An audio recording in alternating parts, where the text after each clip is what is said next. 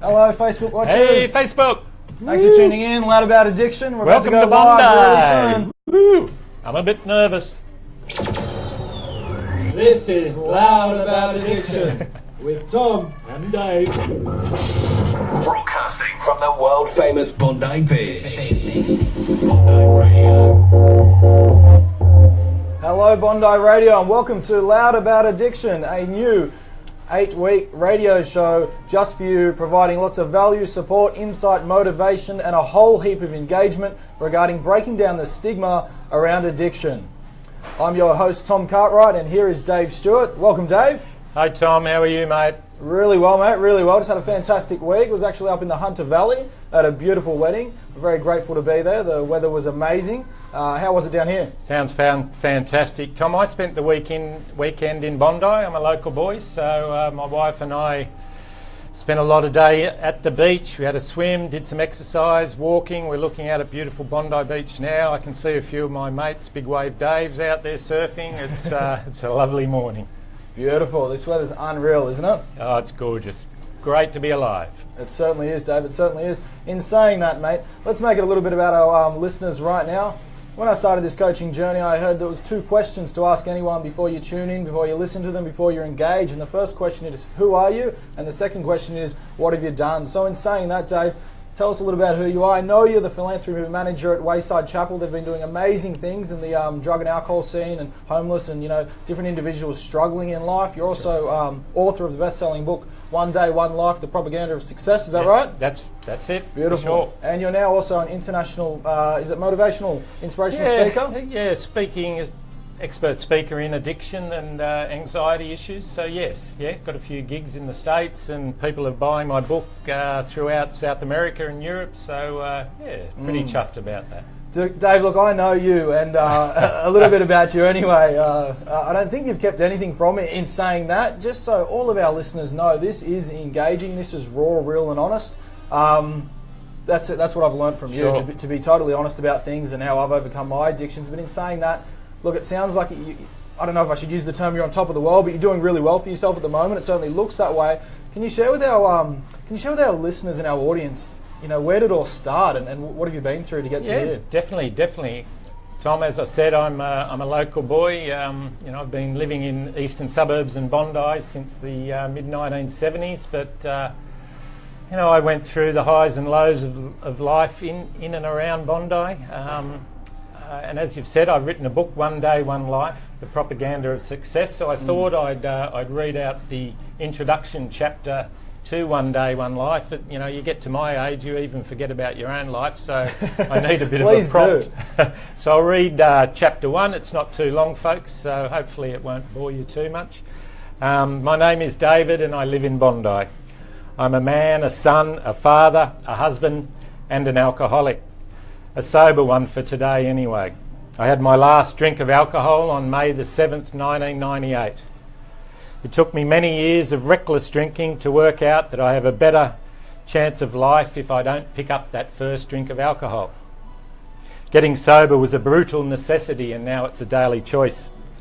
It's a way of life. It's a space between the stimulus and the behaviour. It's a real gift. When I'm sober, I don't think that snorting thousands of dollars of cocaine is an amazing idea.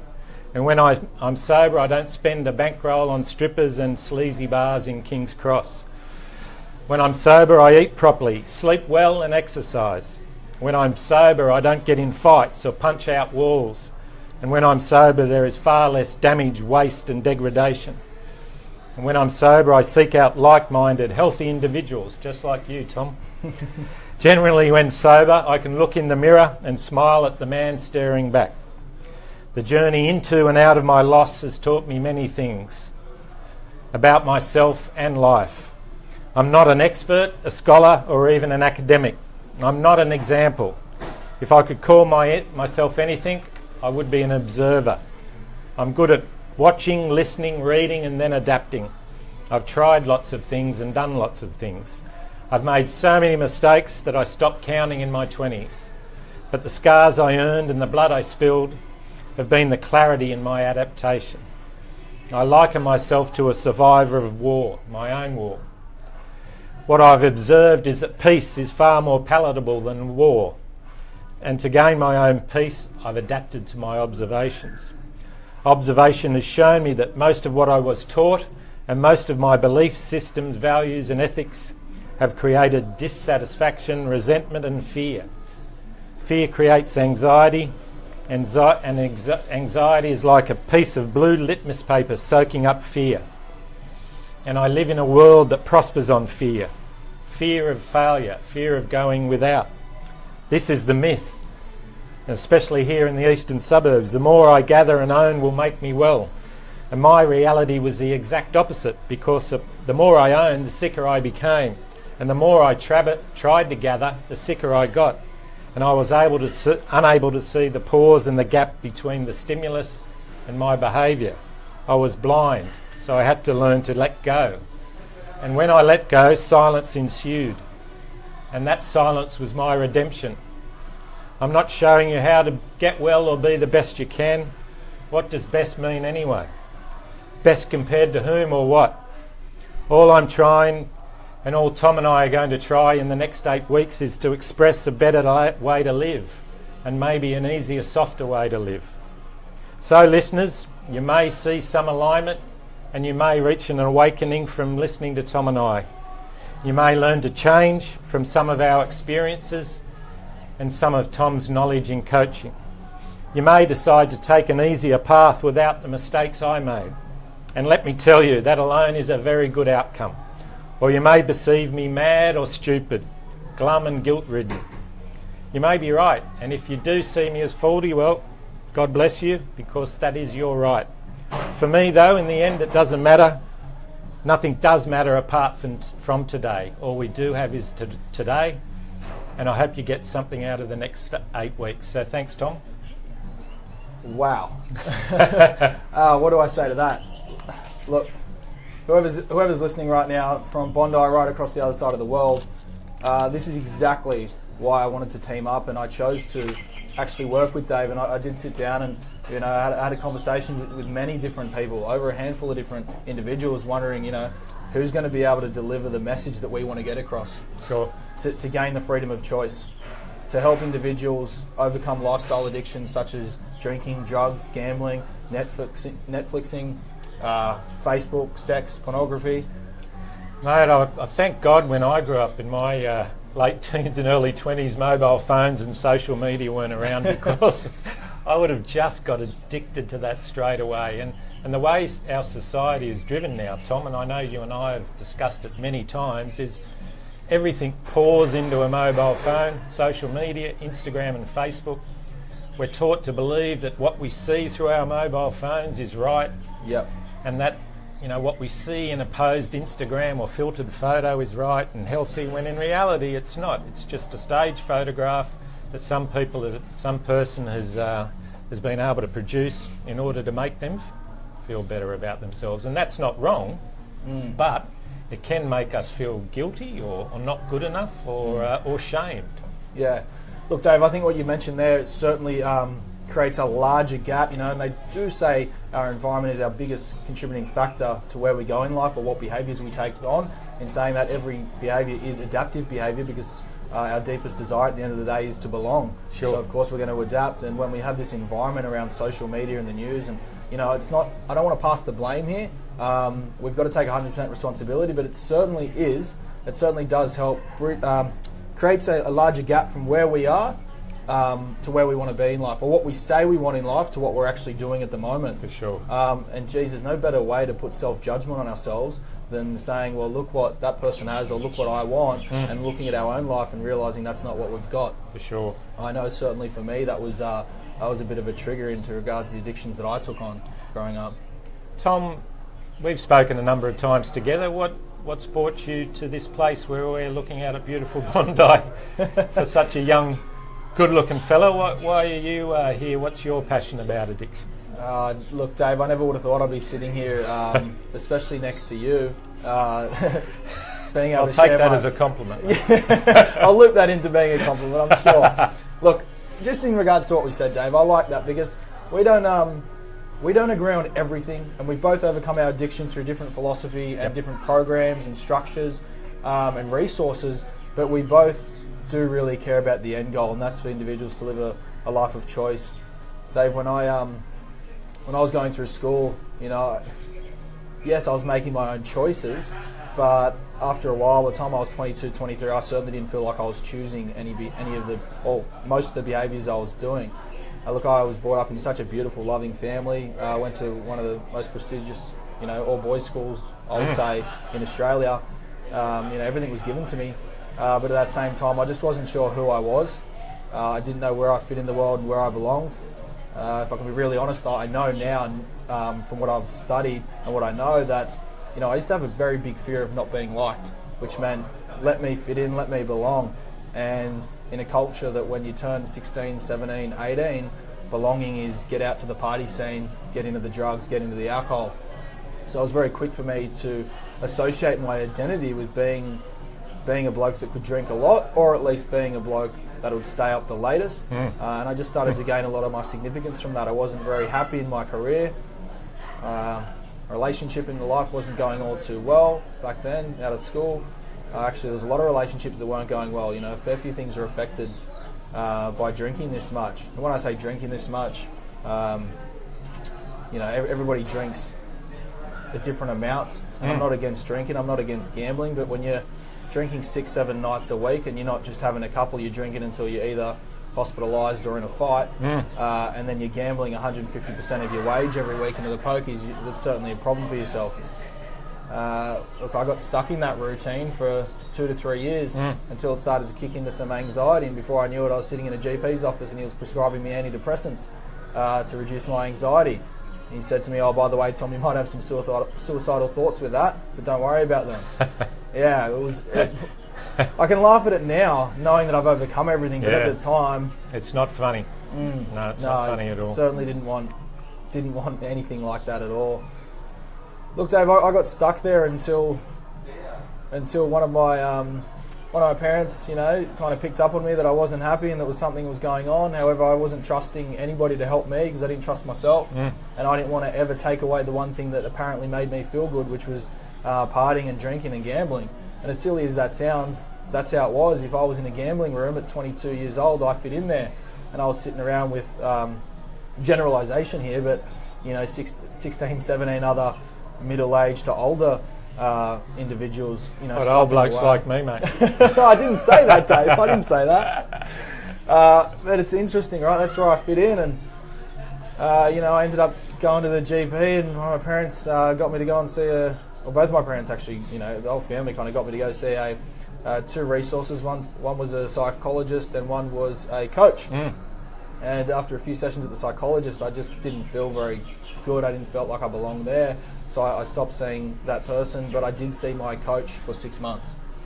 And that coach taught me a lot about myself and what I'm capable of. And 6 months after working with him, I finally quit my career that I was in, which was hospitality, and endeavoured on a path to letting go of an addiction, letting go of addictions and living life on my own terms. And before I knew it, I was enrolled in a coaching course. Didn't know why I was going there. Had the fear of judgment. Thought I was going to be looked at, laughed at by my friends, so much so that I didn't even tell them. I told about 5 friends until I felt comfortable enough to realise that I don't want to stand in the crowd of drinkers and party goers. I don't want to be up for 3 days at a time, and I don't want to be wasting all my money in the poker machines, knowing that is the exact thing that will prevent me from ever having a loving relationship, having a family of my own, having a career choice that I enjoyed, and I'd had enough of it. Yeah, that's cool. Yeah, so... Well, you're certainly one of the most impressive young men I've met, and we've created an amazing life for yourself. So what you're doing is working. Thank you, Dave. I really appreciate that. I think you would agree with me here that the decision that enough's enough is just the starting point. It is. But it also is the most important point, I think. Very, very true. And you touched on a point before that we talk a lot about at Wayside Chapel. I know our CEO and Pastor Graham Long talks about how loneliness is the biggest driver for people suffering addiction or lapsing into addiction, and creating a community where people can just be met, where we're not trying to be fixed, but just being met and we're walking side by side another person, another individual, and showing them that we truly are concerned for them, that we actually love them. And you know, I was a sort of young bloke that was taught not to hug and kiss. You know, I'd never kissed my dad, and not to say the word love, but love is such an important thing, and that's what we're trying to do in the next 8 weeks, to create a community for everyone. So we both welcome you to say g'day to us on Facebook, and Tom will give you some ways of getting in touch with us a bit later. But we're here to create a community of know us and them too, and to welcome you into our arms here down at Bondi. Well said, Dave. Totally agree with you, mate. And just to touch base on what you've just said there, this is more than, if you're interested, if you know of someone who's experiencing a lifestyle addiction or any kind of addiction, or if you're experiencing it yourself, if you know you want more, we're not just going to give you some entertainment here, we're not just going to give you some inspiration. Yes, that's part of the journey, that's what we want to do, because we want to, as we said earlier, break down that barrier between, addiction, you've got to tackle that on your own, or you've got to go to this this place that no one knows about. This whole stigma, we could get into the whole mental health side of things, but we're focusing here on addiction, and I believe there is a stigma, and that is definitely because of the contrast between our cultural beliefs around alcohol. Definitely. So of course it's going to be a stigma for those that are struggling with it, because we provide it, we advocate for it, our biggest sporting teams, we're sponsored by it, it's everywhere, it's in our face. As I said, this is not about blaming, and I don't think alcohol is a bad thing, I don't think gambling or even cocaine is a bad thing. I think we're given all of these resources and tools to use to get us through life. It is the relationship that we develop with these tools that are either unresourceful or resourceful. Definitely. And I think just knowing that alone, you can take a deep breath and remove a little bit of judgment from yourself, because you're not doing anything that's wrong. You've simply learned a couple of one or two or more behaviours that aren't working for you anymore. And if you've learnt those behaviours, you can certainly unlearn them. You definitely can. You can unlearn anything in this life. You can change the way you're thinking. And we'd love to, as I said, we'd love you to be on this journey with us. And you want to break for a song? We've been talking for a while here, mate. We have. I just want to thank everyone that's listening for giving both of us the opportunity to share that story. It's not something that I do share quite often in that much detail. Who knew that I'll be doing it live for the first time to who knows how many people? But I hope that's a little bit of a sign that I'm putting I certainly am putting my trust in you guys in the universe to take what you need from it. There definitely is a stigma, Tom, as you say, to alcohol, and I was a cricketer, and alcohol ruined my cricket career. I could have done quite well at it, but I've got mates who I went to university with and played cricket with 30 odd years ago who still talk to me in a soft voice because I put up my hand and said I was an alcoholic.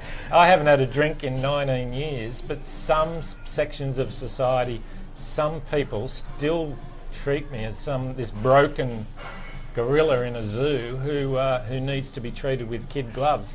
All I've done is own my behaviours, address my faults and said, yes, I'm an alcoholic and I've had enough. And I look every morning in the mirror and say, David, what are you going to do today to be a better man? And one of those things is not pick up a drink of alcohol. I'm not against it either. I'd love to be able to still have a drink, but I can't. Yeah, well said, well said. And in saying that, we're going to cut to a short song here. Just break it up a little bit, let you enjoy the day, take on what you're hearing right now. Maybe you'll start to make some decisions in your own life, or realise what you can tap into, or how you can help those in need. Take those thoughts on. I really look forward to coming back and sharing with you why and how we're going to run such a successful program over the next 8 weeks. Thanks, Tommy. Thanks, guys. See you soon. Pure Class A, high voltage, ultra live and direct. Bondi Radio. Cheers, kid. I do a wee. How long have we got? And everyone on Facebook, you get the privilege of seeing behind the scenes. So we'll keep this going. We'll be a few moments and we'll be back on air live. Thanks so much for watching. Dave, as you can tell, he's going to duck off to the loo. I'm an old bloke. I need a toilet break, guys. It's what you face in your 50s. I'll see you soon, mate. Can you check that water? Thanks, mate. It's good. Cheers. How long have we got? Probably 5.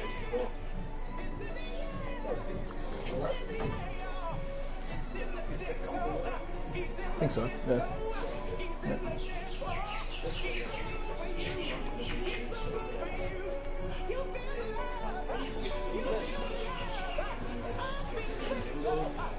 Yeah. Yeah. Yeah. Yeah. Mm. And if I play it out, it'll stop.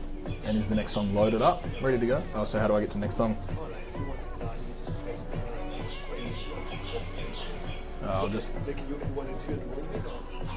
No, sorry, so if I just let it play out... Yeah, the next one will be ready. You finish talking, come here, press play and the next song will go down straight away. The jingle's on. Awesome, unreal. Yeah, that song's ready to go. How good's that? And everyone at home is also getting a DJ lesson here. Hey?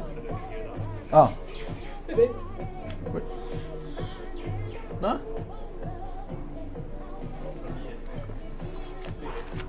Well, they can hear that I'm learning. They can hear that I'm learning.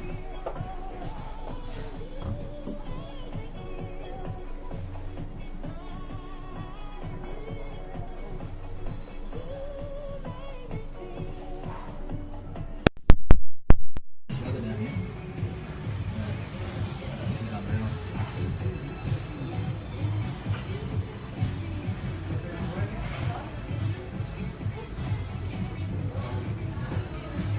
Would you mind grabbing me the bottle that's on the table? Is that alright? Cheers.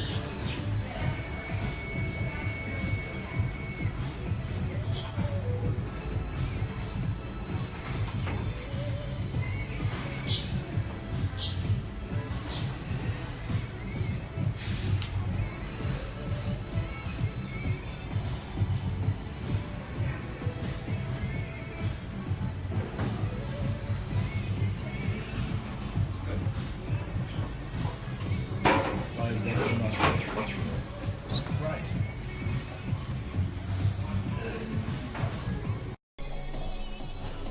Are we on Facebook? We are, we're still on, live. Hey guys. Well, I just got a DJ lesson over here. Oh, did you? Sorry, I just got a DJ lesson over Oh, here. good. I did, yeah, learning, continually growing. Continually growing. What was the lesson? Okay, just how to push one button. Oh, that's too much for me. No, leave that with me. I'm lucky to read my emails on my mobile phone. Nah, stop it. You're fit, you're healthy. What a day.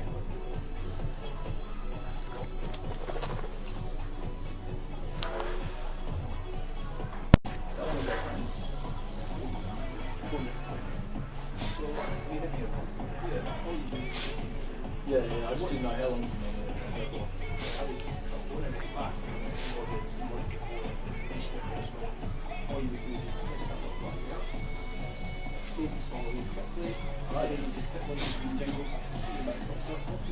While it's fading, jiggle. Yeah, we don't need the last couple of seconds, yeah, so we don't really like 5 seconds. I'll stay for this one, but I won't do anything. Okay? Yeah, I know you are. I just want you to That's me. That's how I just do positive thinking when I don't feel it. I'm gonna nail it. What time is that? What time is that until? Oh, really? You started at 4 past. Check the time. Yeah. I think it's 4 past. Happy to keep cruising. Started late, wanted to get a full hour.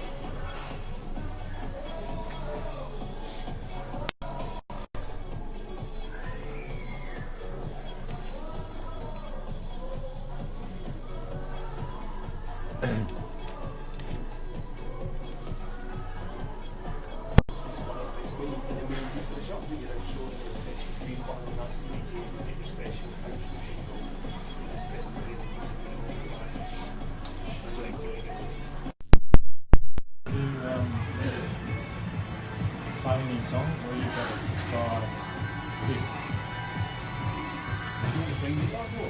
There's a Macklemore song. He's on the same album about that quality song he sang at the NRL camp, where he talks about his addiction.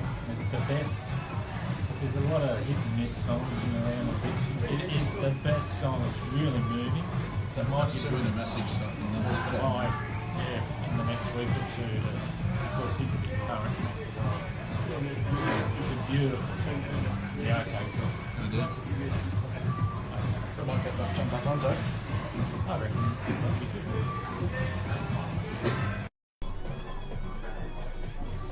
Oh, set.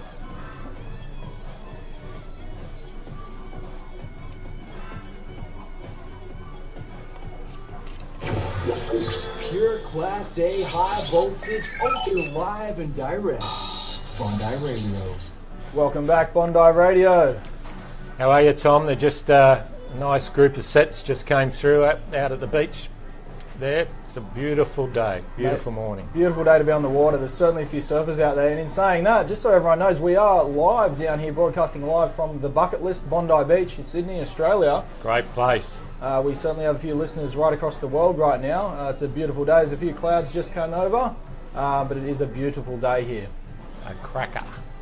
Dave, let's get into a little bit on how, we did promise the listeners that we'll get straight into how exactly are we going to create more than just an entertainment radio show here, but actually more of a program to not just inspire and motivate people to make a decision and to help and support those around them make a decision to live a life of choice, but actually implement steps in place in order to do that. Yes.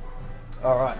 So what we'll actually be doing is using an amazing coaching methodology, or what I like to call a framework, which is called, it's got 7 steps to it, and it's called the Trust Me model.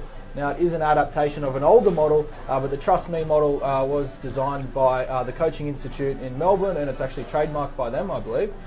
Very grateful to be able to use it over our show. Do need to mention that for them. And this framework is what I use time and time again with clients to move away from, to let go of different lifestyle addictions. The reason why we bring frameworks into things, such as overcoming an addiction, is to make sense of our world and to realize, where am I right now? What am I thinking? What does my behavior look like? And what is the next step in order to move forward? And as I said, this framework has 7 steps to it. Trust me, Trustme. So if we're at level 1 or 2, Dave, as I was sharing with you the other day, we can't convey a message in regards to level 5 or 6 and expect that client or that individual at level 1 or 2 to just jump 4 or 5 steps. And I know that you and I certainly had to go through all 7 steps to evolve and to get to the next level of living, which is, addiction free, and then start focusing on business and clients and successful relationships and marriage and all these other things. But we have to take each step. There's no cheat sheet to this. There's no magic pill. I'm sure if there was, we would hand them out. Yeah, that's for sure. And look, I find that the Trust Me model that Tom introduced to me, I've been around for a long time, and I see a lot of leadership models in business. I've worked in business and finance for many years, and I'm really impressed by this model. I wouldn't hang my hat on something that I'm not impressed with. And I've seen it work in Tom's life and many others that Tom's leading through the addiction process. And as Tom mentioned, we're not experts in terms of medical experts. Addiction can be a brutal, nasty illness, impairment, disease, behaviour, whatever you want to call it. There's lots of ways of calling addiction, and there's lots of ways of treating it. Sometimes when addiction gets people to the point where they are completely beaten, you need to go into a rehab, or you need to go to hospital. You need a doctor or a psychiatrist. We're not saying, we're not trying to replace those. We're just giving people an easier, softer way to live, and a way of looking at addiction in various ways, as Tom said. Well said. I actually didn't know that was coming, Dave, but I love that it did, especially with the way that the programs and whatnot.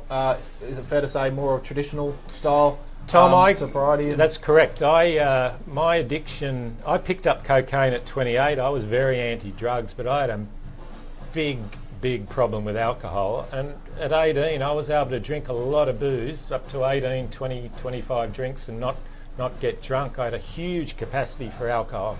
But in my mid-20s, that did a flip on me. So what makes us feel better in the end makes us feel worse. Addiction, alcoholism, does a flip on us when we go to it more and more. So I went through a 12-step program and 3 rehabs, and I tried to give up for 3 years. It became hell, absolute hell. But having said that, I still go to Alcoholics Anonymous, and I've broke my anonymity in public to say that. But I've checked through all our traditions and purposes, and that's okay. But as I've got more sober and got away from that last drink, I do see that there are varying degrees to addiction. There's different ways of treating it. 12-step programs in sobriety is not for everyone. I've seen people like Tom and many others step away from addiction and be able to have a few drinks and go out. 10 years ago I wouldn't have thought that possible, but as I've got older and as I've learned more and adjusted more to who I am, we were talking earlier before the show, we both said what we believed 5 years ago and what our behaviours were 5 years ago, and what our our visions and values were 5 years ago are completely different to what they are today. And in 2 years' time they'll be different again. We've got to drop our ego, we've got to admit we're human beings, we make mistakes, and we've got to be willing to learn. Yeah, spot on, Dave. Can we actually reference a few of those points that you just mentioned? Sure. As I'm going through the Trust Me model now, Sure. What we'd like to do is give you a helicopter view or an overarching view on how this module works. We'll give you some steps at the end of the show today to actually where you can opt in and actually get some more information on this. I'm happy to provide as much as I can for you. Right now, I'll give you a helicopter view. 7-step module starts at trust. So it's the Trust Me, but we actually start at T for trust, which is this level of thinking. And just so you know, every level is a group of beliefs and ideas of an individual or an organisation, and generally where they're at. And due to those beliefs, ideas, and thought patterns, will will always show up in their behaviour and what's going on for them. So T for trust is I'm going to use the word, I was going to say funny, but probably shouldn't, because it's not funny when we're there, No. if we're meeting it quite unresourcefully. But it's actually a very low sense of self-trust. And due to that low sense of self-trust, not knowing where we belong or where we fit in, it's almost like, metaphorically speaking, it's cave person-like thinking. It's totally fight or flight mechanism. Very much. Totally, run and hide or stand your ground and fight, which is, literally aggression and ego. So if we're at this level of thinking, we're not going to have really the resourceful support network for us. We're going to try to do things on our own. We don't want people to help us. We're not listening to it. If we're running an addiction, we're still, I would say, you might have something different here, Dave, but I would say we're still in denial, a high chance in denial. Yeah. Or if we've passed and we're not still in denial, we're still not ready to receive any support. And as I said, the reason being, we don't know exactly where we fit in or where we belong. We don't have our tribe or our community yet. As I shared with you, I was at Trust when I was sitting in a poker room by myself, dropping $800 to $1,500 in an hour and a half. I wasn't answering my phone calls from family, friends, girlfriends, mates, anyone checking in with me. No way. I didn't want to touch base with anyone. No. As I said, if you're at this level of thinking, the reason being is because you haven't developed trust, and that means you haven't committed and taken actions and set yourself goals or targets and committed to them. So you've just learnt to not trust yourself because you've said, I'm going to do one thing and I don't do it. For example, I'm not going to gamble, and then I gamble over and over again. I was just telling myself, well, Tom, you're just bullshitting yourself. Keep making up lies, keep saying stuff. It doesn't matter, I don't trust you anyway. I know what's going to go on. Yeah, and it's true, you do, you wake up after a big binge and you firmly believe that you're never going to do that again, and you say to yourself you're never going to do that again. But in 12-step recovery programs, people often talk about that the active alcoholic or the active addict is full of self-loathing, full of low self-esteem, very sensitive, but has massive ego. And in denial, you talk about denial. Denial nearly drove me into the gates of hell. It literally nearly killed me. I had seizures, heart attacks, overdoses on cocaine. You're not supposed to overdose snorting cocaine. Well, let me tell you, folks, I did it a few times, and I hated myself. I had 3 young sons who I loved dearly. 95% of the time I was a really kind, considerate, hard-working man. The 5% of the time the horns came out, and when I picked up those first couple of beers, and then I started looking for cocaine, and all bets were off. I turned into an animal, and I had to really own that. But as you say, at that trust stage, it's very difficult. Yeah, well said. Thanks for sharing that, Dave. Look, if we're someone that moves through to the second level, which is R for relatability, this is simply Yeah, we'll go with it. This is simply someone who is low sense of self-trust, who has finally, for the first time, found a campfire, found a tribe of, hey, there's a group of people that kind of think similarly to me.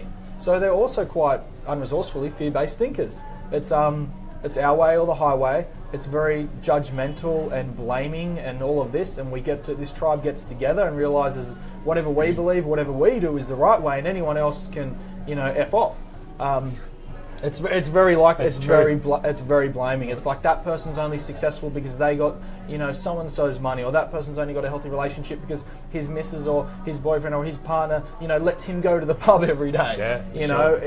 This tribe. We move from trust. We find our tribe. If we're running any addictions, I know, and I work with a few individuals that one of the biggest problems that they're saying right now is the fact that they don't want to leave the tribe.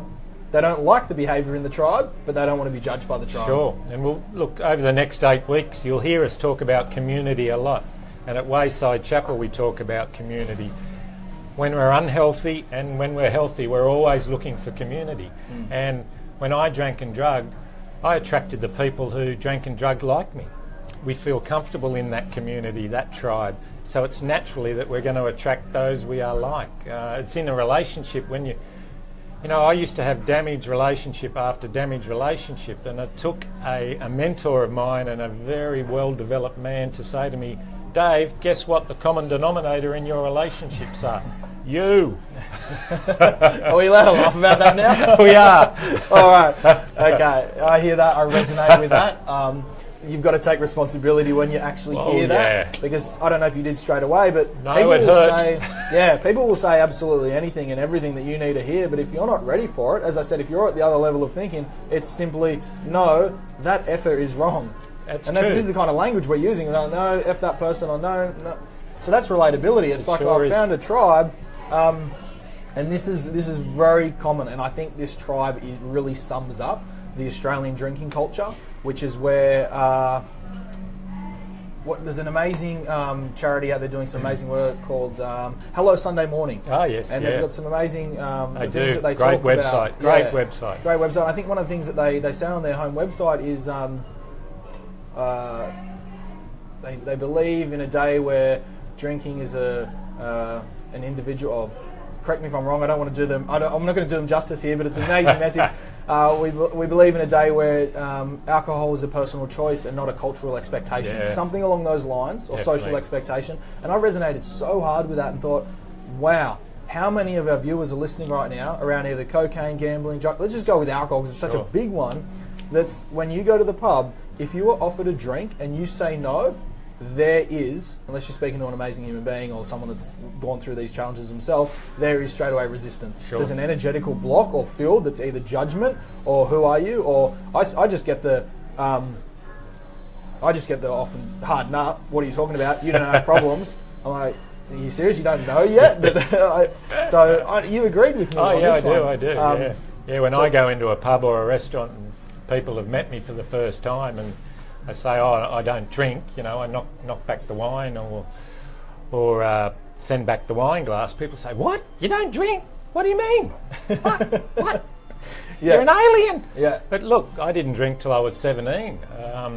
Young children have beautiful lives. They're happy, smiling, wonderful human beings before they pick up a drink. Again, we're not saying alcohol's wrong. I would love to be able to have a few drinks, but our culture demands that we get rotten every time we pick up a drink.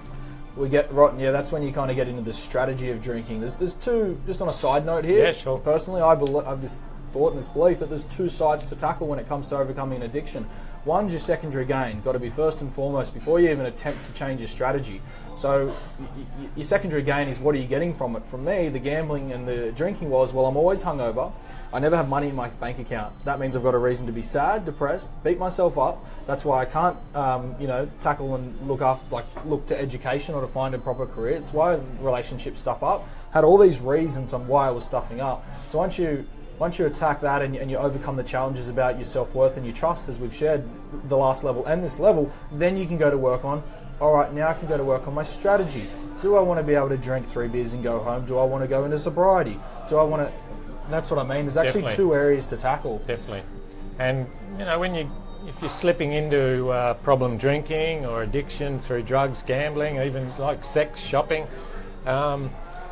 it takes away your freedom of choice. And Tom and I will talk a lot about freedom of choice. And today, at my age, anything that affects my ability to choose appropriately, not even choose right or wrong, but choose appropriately given the current circumstances and how I feel on that given day, I try and avoid. And that's what I've got to. Freedom of choice is the biggest blessing of a life well led. Yeah. That links straight into the third level of this Trust Me module. So we had trust, relatability, you found your tribe. Uniqueness, the third level, uniqueness. So passionate about helping individuals move into this level. I think this is the game-changing level. This is where you finally take responsibility. Yeah. And I don't say that lightheartedly. I'm not saying you're not... I'm going to contradict myself here, Dave. I'm not trying to say that you're not taking responsibility. You might not be ready to hear that yet, but there will come a day when you've overcome your addiction and you will, I strongly believe you'll look back and go, that was me not taking responsibility. Because anything we take responsibility for, we get results in. And uniqueness is where you've had enough of the relatability tribe and you realise enough is enough. I will not let my life be determined by my tribe's insecurities.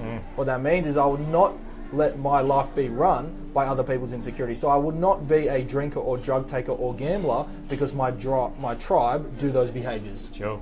And this is a very scary level to get to. Very scary, but it can be, as you say, the diamonds in our own backyard, being unique and owning who we are, and then trying to find out who we are and lead a big, beautiful life is just, it's the greatest blessing. Yeah, you're spot on. Look, uniqueness is the reason why it's so scary, Dave, is that if you were just in the relatability tribe, if you believe that drugs or any of your addictions were right and you openly shared with them and you've pushed other people to drink when they didn't want to drink, or you begged people to give you $50 for a Dragon's machine, if you've done all this stuff, whether you're conscious of it or not, you're going to know that you're about to break all those things, and you're actually saying, oh, now I don't believe that stuff anymore. And it's hard. Like, I really do believe this. It is hard for someone who's at trust or relatability to put themselves first. Sure. We're people, like a lot of generalization here, but a lot of us can be people pleasers and want to do things for others, or think that we're doing this because we're not worth it. It's all about, to put yourself first and to say, it's okay, I can stand on my 2 feet and, I can go after this. It is a scary thing because we're going to feel judged. So just be aware of that. Know that you're going to feel judged and put that into your plan. Once you get past uniqueness and you start to get to level 4, which is sustainability or systems, this is where you have your systems in place, what we discussed a minute ago. We all need a system and a structure. 100%. When you're at this level, you will take on board the program or the coaching or the psychology therapy or whatever it is. You'll take that on because you're ready for it, because you know that you're worth it, and you go, okay, I'm here, I can do this. What systems do I tap into to use to get me through this? Now that's sustainability. That's where you start to get some grit and you're like, okay, this is working. I know who I need to be. I've got my system in place. Okay, I can do this. Once you do that for long enough, you'll get to level 5, which is an amazing level, game-changing level. And I'm smiling so much right now because I just think about this was it for me. This was the moment I realized I didn't have an addiction anymore, which is tenacity. Level 5 is tenacity. And this is where you look your addiction in the eye, or you look your challenge in the eye and you say, bring it the fuck on. Like, I can do anything right now. I can take this on right now. And you will set yourself challenges because you know you can overcome them. Yeah. And the challenges that you look at to think you could never have done will become yours. Yeah, winning back self-belief is an extraordinary part of this process. And we do that through the systems that Tom talked about in the step before. I thought I was this maverick, this free-thinking, free-acting human being that could never have a system in place. I thought it'd be boring, structured, I'd hate it, but I have a very simple system I live every day, which rotates around exercise, eating well, sleeping well, working hard, knowing who I am, talking to other people, helping other people. It only takes a few minutes each day. It's not a big thing. Look, I'd spend 10, 12 hours on cocaine and bloody grog sitting in dumps in King's Cross. So 5 minutes to look after myself surely isn't that great a turnaround. That's right. It's only hindsight though. Definitely. I've got to appreciate that we can say this now. Easy to say, hard to do. Yeah, very hard to do in the beginning, and that's simply put why if we follow this system or this program that we've put together for you over the next 8 weeks, you will see results if you follow it. Once you get to tenacity, as I said, this is you setting your goal, and I know my clients know this is when they finally set their target or their goal around a certain period of time without that substance or the behaviour that's being abused, or the tool, the resource. They set the target and they actually reach it. And so for the first time in their life, they realise, I'd never made the decision before until now. I know for me that was the 5 months without gambling, drugs or alcohol. I know that was tenacity for me. And I faced that head on, and I thought it was going to be so hard. But then 2 months after starting that 5 months out, I just share with you, Dave, I took 8 of my mates away for a 3-day weekend so they could all have full-blown benders and get totally wasted. And I only did that because I wanted to go to prove myself that no matter what environment I'm in, I'm not going to do it. How'd you go? I went 72 hours, didn't touch anything, Deso Dave, and that was I almost cried when I got home to Sydney, because I was just, that was impossible for me when I was trust thinking. It was only possible when I got through the levels and I realised it and I made sense of it. Once you get past tenacity, you actually get to level 6, which is M for meaning, and that's when, as we've just shared, you look back and you think, geez, I've got to put some meaning to this, because I have just conquered and achieved what I thought was impossible. And you think, wow, what have I done? And you start to think a lot about it, more so than just yourself. Think about things and think about your global beliefs and views on the world, and wow, what am I capable of? And straight from there you can get into level 7, which is evolution. Now this is a really interesting position to be in, because this is where you've evolved as a human being. You've evolved in a way that potentially a trust or relatability you never thought was possible, and that's okay. And you look back and you think, wow, this has actually been a glass ceiling. Me breaking my addiction wasn't the end to everything, and my biggest achievements or wants or desires. I don't know if you've experienced this, Dave, but it's the growth mindset, and you realise, there's a glass ceiling here, and you break through it. And once you break through the glass ceiling, really interesting, we've got to take this down, is you actually evolve and you go back through the trust me model again. You do. And what we're taught, especially around Sydney in the eastern suburbs, Tom and I are looking at beautiful Bondi now, and it's an extraordinary place. There's a lot of really healthy, wealthy people around here. And a lot of those beliefs we're brought up with, that we're conditioned to believe in, becomes our glass ceiling. So when we break through, we've gone through all those steps and we've built back faith in ourselves and humanity. And faith isn't religion, faith isn't not necessarily spirituality, it's just winning back faith in ourselves and our community and others, that we really can evolve as a human being. And it's scary, but wow, I wouldn't change it for all the pennies in the world now. It's an extraordinary way to live. Challenging when you step out of your comfort zone. Yeah. It's challenging, but a great way to live. Yeah, well said. On that note, if anyone's listening right now and you're at the level of trust and you don't trust anyone yet, we will give you some ideas and gateways and avenues to go down after the show. You'll be totally taken care of and looked after here. Just know that. That's what we're here to do, serve you. In saying that, if you're not trusting yourself just yet, trust the system. And the system that's working, I wouldn't necessarily say is any one particular avenue. It's one decision to be made, and that would be to ask.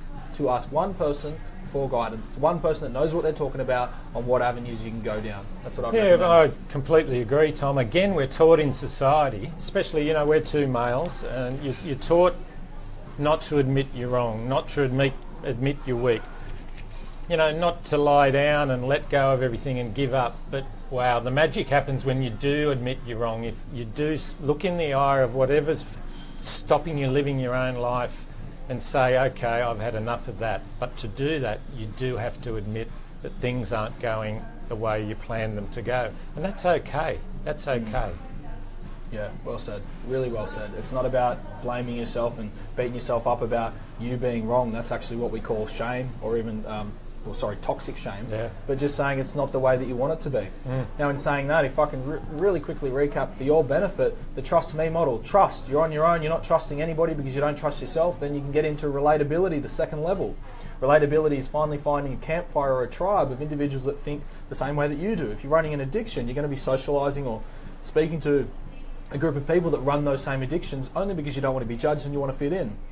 You'll finally have enough of that and you can get to level 3, which is uniqueness, where you stand on your own 2 feet and realize, take responsibility and say, my life will not be determined by my tribe's insecurities. I'm going to live my own life. That's a lot of responsibility. After that, you'll take on the systems and the structure to put in place to achieve the goals or the overcome the challenges in what you want. And when you have that in place, you will make a decision to reach tenacity, which is where you get the grit and you say, bring it on. And I want to add this because I didn't mention it before. Tenacity is actually where your character's built. So whatever you're judging yourself or beating yourself up for now, you can take a breath and let that go, because I would say if you're running a real severe addiction right now, your character is not in place yet. It's not that. Don't define yourself by that. I certainly wasn't a confident, strong, courageous, entrepreneurial husband, loving partner, all of these things. I wasn't any of that before I hit tenacity. Tenacity is where my character was built. And then you'll get into meaning, where you make meaning to it, and you'll finally hit the glass ceiling and realize, wow, my life's worth so much more than this. There's so much going on. And you'll say, okay, what do I want to achieve now? I'm addiction free. I can start a business, start a loving relationship, or strengthen my business, or strengthen my current loving relationship, or take up surfing, whatever it is you want to do. And you get back to trust. You're not too sure, and then you take someone on, and then you get someone to help you, then you take more responsibility, and you just keep going through this model. It's the growth mindset. That's the Trust Me model. It's an amazing model and tool. Went into a bit more than a helicopter view with some amazing examples. Thank you so much for that, Dave. Pleasure, Tom. If we can, we'll cut to a really quick 2 to 3 minute tune to break it up. There was a lot of content there. Just digest it. Take some time to have a think about that, and maybe make some decisions on what it is that you'd like to move forward to, or who you could put in touch with this 8-week radio show to help them out. And we'll be back in 2 or 3 odd minutes to set in place some steps to take from now, which is what I said Dave and I are really interested in and really passionate about, is actually bridging that gap for you and giving you the how. All right, we'll speak to you really soon. Ciao.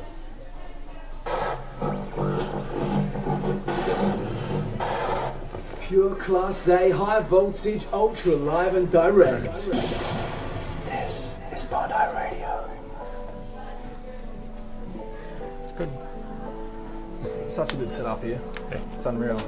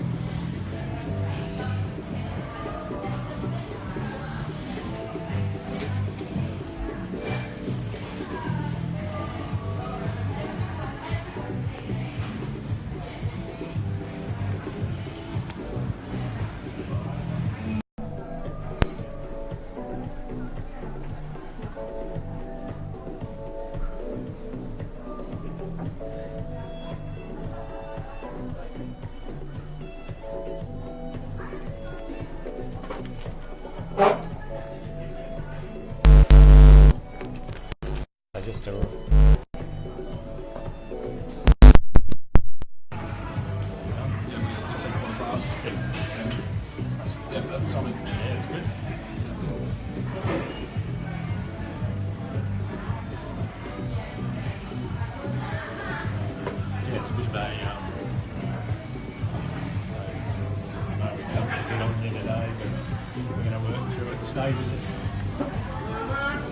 Talk about the touch bases. It's been good. It's been real. It's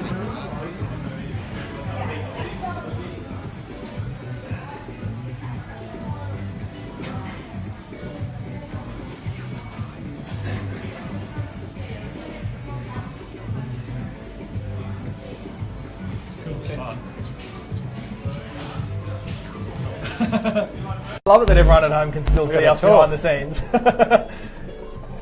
What a beautiful place Bondi is. Extraordinary. And anybody at home, if you do have any questions or you're loving what's going on right now, please comment, write it in. I can't see it right now, but we will get onto that. It will be posted in our group. We're going to share with you what I mean by that in the next, within 60 seconds. So stay with us. Post any comments or share examples. I'll get to that in the next 2 to 3 days, and I tell you what, we will bring it up. We'll get back to you. We'll get back to you. Okay. I know we've dumped a lot of information on you today, this morning. but stay with us over the next, how many weeks are we? 8 weeks. 8 weeks. Stay with us and we'll work through it with you. As Tom said, if you've got any questions, make sure you use the resources we'll give you in the next few minutes. Beautiful. All right, we're going to go live again, guys.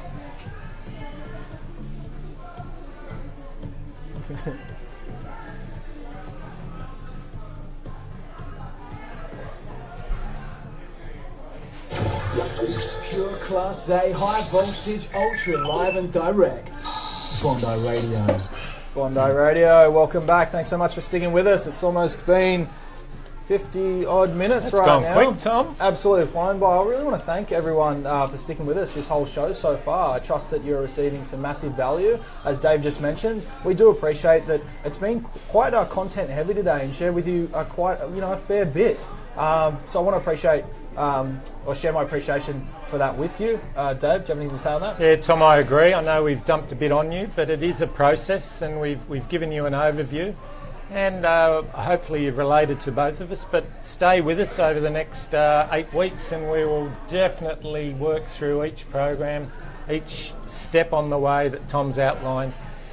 And please stay with us. We're going to make this a much more enjoyable, informative process for you all. Well, so Dave, if you are someone that wants to learn from not someone that has read something in a book, but someone who's experienced the highs and lows, more so the lows of addiction, who have come out the other side, and someone that's either experienced that through coaching, 100% choice, your behaviour is learned behaviour, or someone who's gone through the traditional approach. You've got two individuals here that have really come out the other side. So if that's someone that you want to learn from, then this show is for you. That's what the show's for. We can't accommodate for everyone. For sure. We can accommodate for people that want to learn and individuals that want to learn from someone who's been through it, who has genuine empathy, but also utmost concern to say what needs to be said, to relish the truth, and to not hide what we've been through to save our egos, because that's what's going to create the change for you. In saying that, Dave, for any of our viewers today, where can they grab some of your stuff, or how could they get in contact? Or Sure. Yeah. Look, as you mentioned at the start of the program, I'm the philanthropy manager at Wayside Chapel. Wayside's been going in King's Cross for a long time now, and it's an extraordinary place. It's a drop-in centre for people who are suffering issues of addiction, homelessness, mental health issues, abuse issues. We're always there.